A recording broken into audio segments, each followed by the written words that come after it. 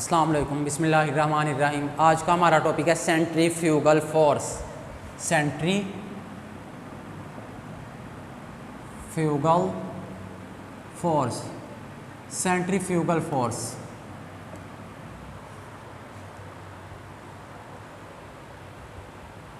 Centrifugal force, इससे पहले centripetal force last topic में हमने पढ़ा। तो सेंट्रीपिटल फोर्स क्या होती है? वो फोर्स जो कि किसी ऑब्जेक्ट को, किसी बॉडी को सर्कल में रखे। Centripetal force is a force that keeps a body to move in a circle is called centripetal force. वो सेंट्रीपिटल फोर्स होगी। Centripetal force is a force that keeps a body या object to move in a circle,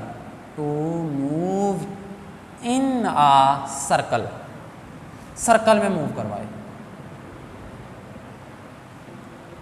centripetal force वो force होगी जो कि किसी body को circle में मूव करवाए, वो सेंट्रीपिटल फोर्स होगी। यानी एक ऑब्जेक्ट है मेरे पास, ये रस्सी के साथ बांधा हुआ, इसको घुमाना शुरू कर दिया। अगले लम्हे यहाँ पे आया, अगले लम्हे यहाँ पे आया, अब ये घूम रहा है यहाँ पे, यूँ इस पॉइंट पे, यहाँ पे, यहाँ पे, यहाँ पे ये घूम रहा, रस्सी से बांधा हुआ था, यूँ घुमाना शुरू कर दिया। अब सेंट्रीपिटल फोर्स क्या होती? Fc equal to, centripetal force का एक्सप्रेशन पढ़ा mv²/r, mv²/r।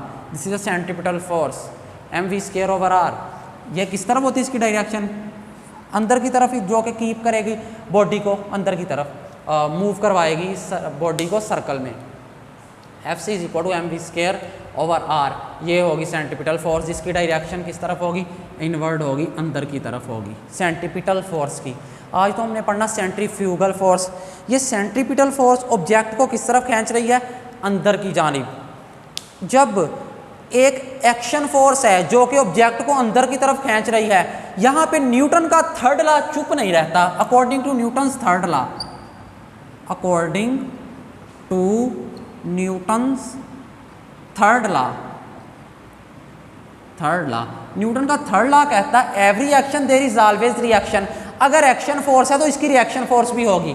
सेंट्रीपिटल फोर्स अगर है कि कोई ऑब्जेक्ट को अंदर की तरफ, सेंटर की तरफ खींचती है, मूव करवाती है सर्कल में रखती है, उसकी डायरेक्शन अगर इनवर्ड है, तो न्यूटन का थर्ड लॉ कहता है every action there is always reaction, every action there is always reaction, there is always reaction.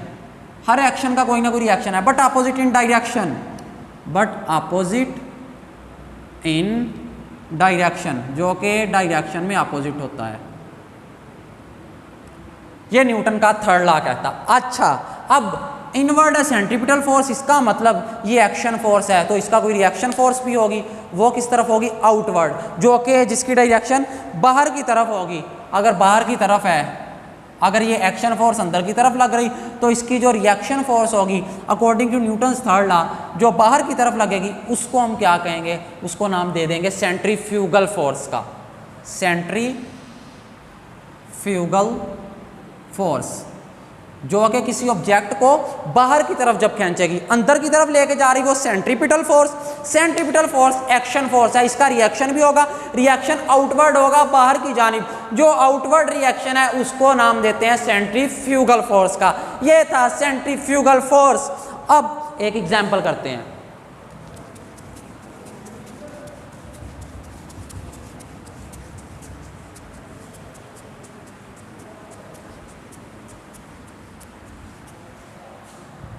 Example है a stone of mass. Example, a stone of mass, एक stone है जिसका mess 100 ग्राम, जिसका mess 100 ग्राम है, is attached, जिसको attach किया गया to a to a string 1 meter long, 1 meter long. The stone is rotating in a circle. The stone is rotating in a circle. In a circle, वो circle में rotate कर रहा है with a speed of, with a speed of, जिसकी speed होगी of 5 metre per second. Speed है 5 metre per second. Find the tension in a string. Find tension in the string. Tension find कीजिए इस string में. Solution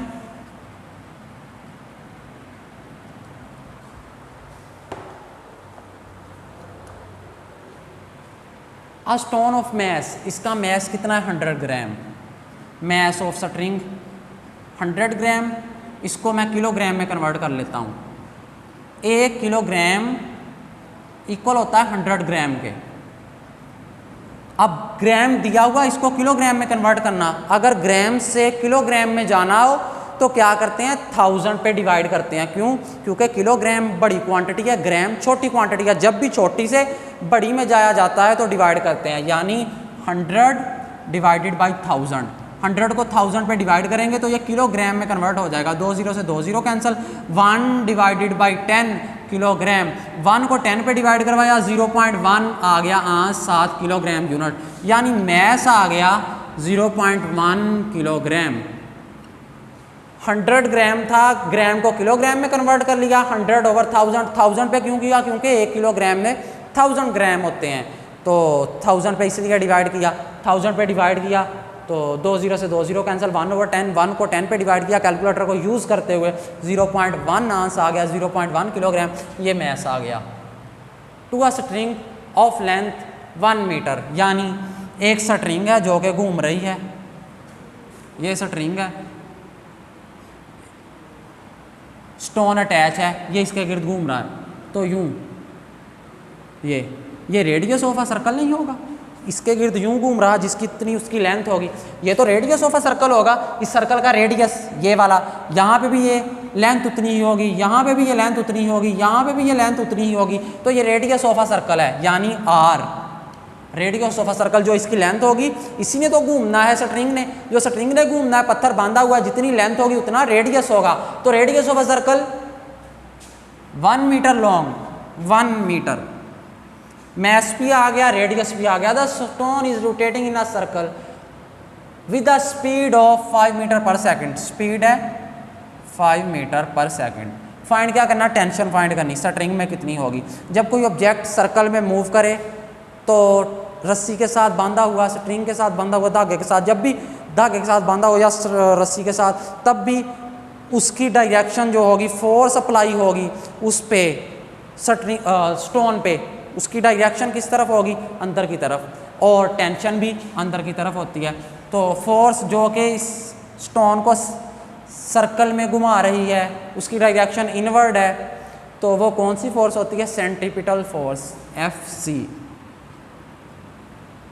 और tension की direction किस तरफ? अंदर की तरफ. यानी यहाँ पे टेंशन ही है जो कि सेंट्रीपिटल फोर्स की डायरेक्शन है. सेंट्रीपिटल फोर्स है. टेंशन की डायरेक्शन किस तरफ? अंदर की तरफ. सेंट्रीपिटल फोर्स की डायरेक्शन किस तरफ? अंदर की तरफ. सेंट्रीपिटल फोर्स कौन लगा रहा? वो रस्सी लगा रही है, उसको अंदर की तरफ खींच रही है. टेंशन कौन लगाता है? रस्सी लगाती है, जो कि अंदर की तरफ होती है. जो उसमें तनाव आता है वो अंदर की तरफ ही आएगा. वो तो बाहर की तरफ मूव कर रहा है पत्थर. रस्सी जो है उसको अंदर की तरफ खींच रही है. यानी यहाँ पे टेंशन जो है ये इक्वल है सेंट्रीपिटल फोर्स के. क्यों? क्योंकि टेंशन की डायरेक्शन इनवर्ड, अंदर की तरफ है तनाव यहाँ पे. तो रस्सी जो है उस पर फोर्स लगा रही है पत्थर पे और उसको सर्कल में घुमा रही है. उसकी डायरेक्शन किस तरफ? अंदर की तरफ. और ये कौन सी फोर्स? टेंशन भी तो एक फोर्स होती है, लेकिन यहाँ पे टेंशन फोर्स सेंट्रीपिटल फोर्स है. जिस तरह ग्रेविटेशनल फोर्स जो कि ज़मीन चांद पे लगाती है, फिर अगर उस पर ग्रेविटेशनल फोर्स लग रही है इसीलिए वो घूम रही है, अपने ऑर्बिट में रिवॉल्व कर रही है. तो वही जो ग्रेविटेशनल फोर्स है वो सेंट्रीपिटल फोर्स है. कब? मून और अर्थ वाले केस में. यहाँ पे टेंशन जो है वो सेंट्रीपिटल फोर्स है. T is equal to F C centripetal force. Centripetal force tension find करनी, यानी अगर सेंटीपिटल फोर्स फाइंड कर ली जाए वही टेंशन होगी।